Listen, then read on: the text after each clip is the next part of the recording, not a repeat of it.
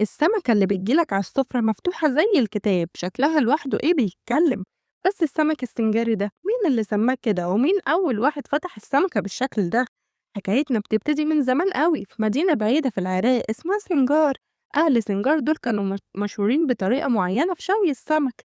كانوا بيفتحوا السمكة من ظهرها زي الفراشة، ويفردوها يحطوا عليها خلطة التوابل والخضار، ويسيبوها تتشوي على الفحم. والطريقة ديت كانت تخلي السمكة كلها تستوي مرة واحدة وتشرب من طعم الخلطة. طب بقى اللي جاب الطريقة دي من العراق لحد اسكندرية؟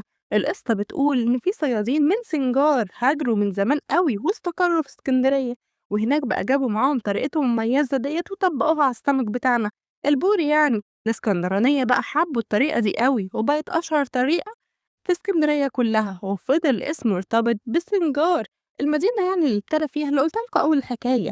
وبكده بقى تكون عرفت أصل وفصل السمكة السنجاري. أما بقى لو عايزين تعرفوا سر الخلطة الرهيبة دي والمقادير، هتلاقوني سايبها لكم في أول كومنت. وقولوا لي بقى، بتحبوا البوري ولا البولت؟